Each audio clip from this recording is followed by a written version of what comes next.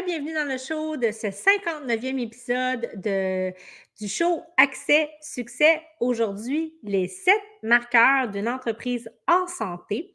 Alors, je vais t'expliquer sur quoi tu devrais te baser, qu'est-ce que tu devrais regarder dans ta propre entreprise pour savoir est-ce que j'ai mis en place des bons systèmes, des bons fonctionnements, est-ce que j'ai une entreprise en santé. Donc, en gros, qu'est-ce que ça veut dire avoir une entreprise à santé?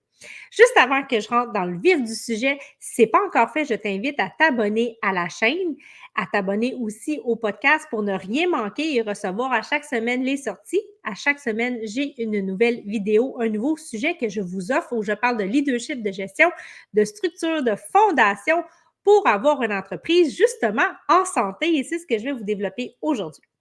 Donc, on commence. Qu'est-ce que ça veut dire d'avoir une entreprise en santé? Une entreprise en santé, elle va bien. C'est un peu comme notre corps. Quand on est en santé, on se porte bien, on a de l'énergie, on a des projets, on fait plein de choses. Bien, une entreprise qui est en santé, c'est une entreprise qui va bien, c'est une entreprise qui prend sa place, c'est une entreprise qui prospère. Et là, je vais vous donner les marqueurs. Donc, comment est-ce que je peux m'assurer que je suis sur la bonne voie, que je gère bien, que je dirige bien et que mon entreprise se porte bien? Et s'il y a des choses que je nomme aujourd'hui, puis vous faites comme je suis pas trop certain, ben alors ce sont des éléments peut-être à travailler, à améliorer. Et ça, je peux t'aider à faire ça, bien entendu. Et en fait, si tu as envie justement de savoir comment est-ce que tu peux t'améliorer pour développer une entreprise en santé, regarde dans les commentaires, je laisse un quiz où tu peux, pour commencer, on va commencer par toi, teste tes compétences, teste tes aptitudes. C'est un petit quiz, ça prend 2 minutes à compléter et je t'offre l'opportunité de prendre un appel avec moi et de te donner un diagnostic de ton entreprise pour voir où le bas blesse, où est-ce qu'on a besoin peut-être d'apporter un peu d'amour et on va guérir, on va changer, on va transformer ce qui va moins bien. Alors, on commence ça maintenant. Donc, une entreprise en santé, ben, c'est une entreprise qui a du succès. Là. C'est une entreprise qui réussit. Et le premier marqueur que tu veux, dans le fond, regarder, ça, c'est un marqueur de la santé financière.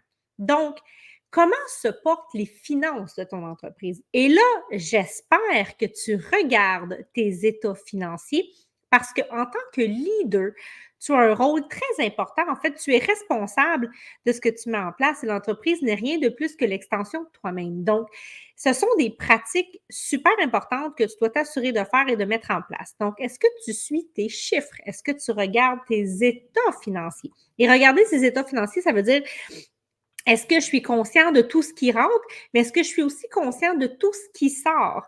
Donc, de faire le ratio et ça donne de la rentabilité. Donc, est-ce que l'entreprise, elle est rentable? Et c'est important, si l'entreprise n'est pas rentable, vous devez mettre rapidement un plan d'action pour que ce soit rentable. Ça veut dire que les revenus soient plus grands, plus importants que les charges, que les dépenses. Ensuite, comment est la performance financière? Donc, est-ce qu'il y a les pourcentages, les taux, les ratios? Tout ça, ce sont des éléments que vous devez suivre et regarder en tant que dirigeant. Maintenant, le deuxième marqueur, puis en fait, je ne l'ai pas nommé, j'aurais peut-être dû le nommer en premier, mais c'est pas grave, je vais le dire maintenant, c'est toi en tant que leader. Comment est ta propre santé mentale, physique, psychologique? Parce que tu es maître à bord. C'est toi qui pilotes l'avion et c'est toi qui dois préserver tes énergies. Est-ce que tu travailles 75-80 heures par semaine, puis tu es brûlé, puis tu as la mèche courte, ou tu es en pleine maîtrise, tu sais où ce que tu t'en vas, tu as appris à déléguer. Donc, la santé financière de ton entreprise passe aussi par ta propre santé et surtout par ta santé mentale, parce que c'est une game mentale et psychologique, l'entrepreneuriat. C'est extrêmement challengeant, c'est très demandant. Il faut faire face à plein d'imprévus, à plein d'adversités. Donc, c'est important que tu prennes des mesures nécessaires pour préserver ta propre santé physique. Ça va aider. Si tu es en santé physiquement, le reste devrait suivre, mais aussi mentalement. Donc, c'est important parce que si toi, tu n'es pas capable de te maîtriser et d'être bien dans ce que tu fais, le reste va avoir il va avoir des répercussions sur tout le reste dans ton entreprise. Donc, la santé du leader est aussi très importante. Donc là, j'ai parlé de la santé du leader. J'ai parlé de la santé financière de l'entreprise. Il en reste encore 5, donc reste avec moi. Maintenant, troisièmement, c'est tout ce qui touche les aspects relationnels et la communication. Donc, être à la tête d'une entreprise, peu importe la grosseur, mais plus qu'elle est grosse, plus que c'est important, il va y avoir des messages. Ton rôle premier en tant que leader, c'est de partager ta vision. Donc, cette information-là doit descendre, elle doit circuler dans l'entreprise. Elle doit aussi être véhiculée au travers de ta mission auprès de tes clients. Et ça, c'est important de mettre en place des bons mécanismes de communication, d'avoir des messages qui sont clairs, connus, compris de tous. Et ça va autant pour les différents plans de communication à l'interne, donc au sein de ta propre entreprise, ou même à l'externe, dans ta stratégie marketing. Donc, ça, c'est un aspect aussi qui est très, très important. Puis j'ai envie de dire, c'est même crucial parce que tout passe par les communications. Donc, troisièmement, la communication. Comment est la communication au sein de ton entreprise? Quatrièmement, une équipe. Est-ce que tu as une équipe qui est heureuse, qui est engagée, qui est investie? Donc, quel est le portrait de tes ressources humaines? T'en as-tu? Puis si t'en as pas, ben, est-ce que tu en aurais besoin si tu es rendu là? Puis ceux qui sont là, sont-ils engagés? Sont-ils présents? Font-ils du présentéisme ou sont véritablement engagés, motivés, mobilisés? Parce que ça, c'est ton rôle aussi de les amener à être, d'être engagés. Est-ce qu'ils sont aussi performants? Est-ce qu'ils donnent un bon rendement? Donc, tout ça, dans quel climat ces gens-là travaillent-ils? Est-ce que c'est sain? Est-ce que c'est toxique? Est-ce que c'est malsain? Donc, la santé va aussi passer par l'équipe. Donc, tu vas le voir. Ça, c'est quelque chose qu'on peut voir assez facilement, assez rapidement, de façon générale. Et prenez l'exemple dans des grandes transformations ou des grands changements, ça bouleverse beaucoup les gens. Et on peut voir beaucoup de résistance, des fois, au changement, mais généralement, et de façon massive. Quand c'est quelques personnes, là, on peut se dire c'est normal, il y aura toujours des écarts, mais quand la masse générale se retrouve dans ce genre de situation-là, c'est des drapeaux, là, des drapeaux oranges à surveiller. Donc, est-ce que vous avez des employés qui sont heureux? Est-ce que le climat de travail est sain? Est-ce qu'il fait bon vivre dans votre entreprise? Est-ce que vos employés ont envie de se donner et ils se donnent et ils s'engagent?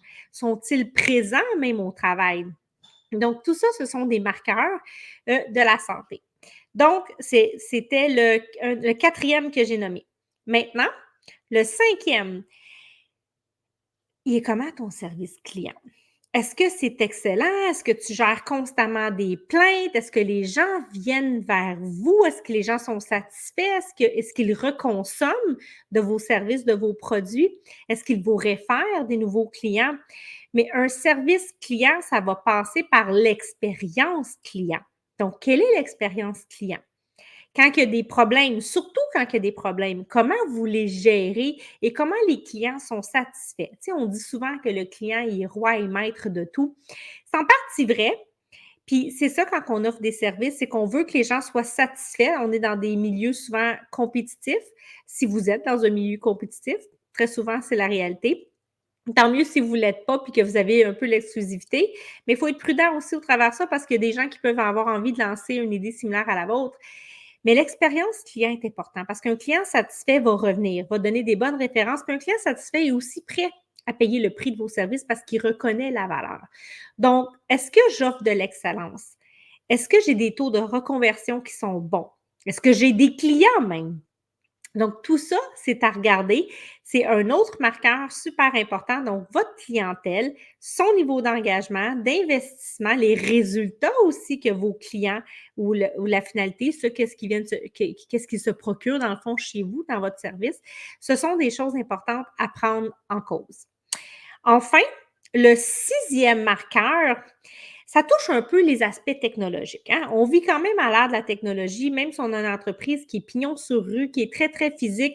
À un moment donné, dans nos processus, dans nos systèmes, il va y avoir de la technologie. Ça peut être un système technologique pour opérer, des systèmes de rendez-vous. C'est large la technologie, mais est-ce que vous avez des bons fonctionnements, des processus qui sont bien ficelés, qui sont bien attachés, qui se parlent entre eux? parce qu'il y a rien de pire qu'un puis en fait, l'impact souvent, des glitches techniques, là, je vais les appeler comme ça va se répercuter rapidement sur votre service à la clientèle et l'expérience client. Donc, ça devient vite des irritants, autant pour les clients que pour les gens qui travaillent dans l'organisation, dans l'entreprise. Donc, autant pour toi en tant que dirigeant que pour tes employés. Ça peut être un frein hein, quand il y a des pannes techniques, là, quand on y pense à tout ça, des fois, tout arrête et réparer, reprendre ça, ça peut avoir des grosses répercussions. Donc, est-ce que c'est bien pris en charge? Est-ce qu'on a des systèmes qui sont performants? Est-ce qu'on a aussi des équipes de soutien pour pouvoir pallier à ces besoins-là? Et je dirais qu'en 2024, au moment où je suis en train d'enregistrer ça, on est très dans une ère technologique avec l'intelligence artificielle. Donc, il faut avoir, si on ne la maîtrise pas soi-même, il faut avoir une expertise ou du moins des contractuels avec qui on travaille étroitement pour s'assurer qu'on prend soin d'avoir des systèmes technologiques qui fonctionnent, qui sont simples, qui sont faciles, qu'on peut corriger, qu'on peut garder des traces et qu'il n'y aura pas trop d'impact, ne serait-ce que d'avoir des impacts positifs, ça c'est correct, on en veut toutes, mais qu'il n'y aura pas trop d'impacts nocifs ou qui vont déranger, en fait, qui peuvent avoir un impact sur le service à la clientèle ou qui peut nuire ou ralentir de façon importante le travail. Donc, les aspects techniques sont pas petits, on est vraiment, c'est pas les voitures, hein? Les voitures aujourd'hui sont toutes remplies de technologie. Puis quand il y a un petit pépin, ça peut être long des fois avant qu'on le trouve. Donc, qu'est-ce que ça vous occasionne? Bien, des retards, votre voiture ne marche pas, il faut aller au garage, des fois on ne trouve pas ce que c'est, ça implique des coûts aussi. C'est la même chose dans votre entreprise. Donc, ce sont des éléments peut-être que vous n'aimez pas, mais que vous devez prendre en considération et ça fait partie un peu comme votre rein ou votre rate. Bien, le rein, il est important, on sait que c'est important, mais des fois, la rate, on pense que non, mais c'est un organe. Hein? Les 7 marqueurs, c'est un peu comme les organes vitaux de votre business. Et finalement, une entreprise qui est un autre des marqueurs, bien, l'entreprise, normalement, va prendre de la croissance. Tout comme un enfant, on commence, on est tout petit, bien, normalement, il y a une courbe de croissance qu'on devrait observer. On devrait observer la même chose avec votre business. Donc, si ta business ne se développe pas bien, bien là, ça veut dire qu'il y a quelque chose qui ne va pas bien. Il y a un de tes systèmes qui est affecté, qui n'est pas performant et tu dois l'adresser parce que tu veux que ton entreprise se développe, tu veux qu'elle prenne de la croissance, tu veux qu'elle grandisse selon une courbe normale. Ça se peut qu'elle soit déficiente dans les premières années parce que très souvent, ça demande beaucoup d'investissement, une entreprise, avant qu'elle devienne rentable. Ça se peut qu'elle soit rentable aussi super rapidement. Je ne suis pas en train de dire que vous devez être absolument dans le négatif, mais elle ne devrait pas rester dans le négatif pendant 10 ans. C'est insoutenable et c'est invivable. Si vous rendrez après 10 ans avec une entreprise qui est déficitaire, ben, vous aviez pas mal d'économies parce que, je veux dire, c'est exigeant là, de soutenir tout ça. Donc, l'entreprise, elle est en croissance, elle s'adapte, elle suit le marché, elle innove, elle évolue et c'est ça, en fait, une entreprise en santé. Donc, 7 grands marqueurs, prenez-les comme des organes vitaux de votre entreprise. Tout comme vous êtes un être humain, votre business, elle est vivante et puis une entreprise qui n'est pas en santé, c'est une entreprise qui est malade, c'est une entreprise qui ne va pas bien évoluer, qui ne va pas bien performer, qui va vous donner beaucoup de mal de tête aussi en tant que leader. Et c'est important d'adresser chacun de ces marqueurs-là si vous voulez que votre entreprise aille bien. Et vous êtes au cœur, vous êtes au centre de tout ça en tant que leader parce que vous êtes le capitaine à bord, comme j'ai dit au début, et c'est votre job de veiller au grain de tous ces systèmes-là, qu'ils soient là, qu'ils soient présents, qu'ils soient développés, qu'ils soient mis en place. Alors, c'était les 7 marqueurs que j'avais pour toi aujourd'hui. Je t'invite, si tu as envie de savoir par où commencer, tu te situes où? Est-ce que j'ai des bonnes pratiques de gestion, par exemple? Est-ce que j'ai les compétences nécessaires? Alors, fais le test. J'ai un petit quiz tout simple. C'est des questions-réponses, des choix de réponses. Tu peux faire ça en dans 2 minutes et tu peux prendre un appel avec moi et je vais te donner un diagnostic, voir, OK, qu'est-ce qui cloche, sur quoi il faut travailler, qu'est-ce qui est prioritaire. Puis s'il y a une solution qui te convient, on pourra regarder comment est-ce que je peux te soutenir dans le développement de la santé de ton entreprise. Alors, je te dis merci. Merci d'avoir été là. On se retrouve la semaine prochaine. Si tu as aimé l'épisode, si tu penses que ça peut servir à quelqu'un, partage autour de toi, laisse un commentaire et je vous dis merci. On se retrouve mardi prochain.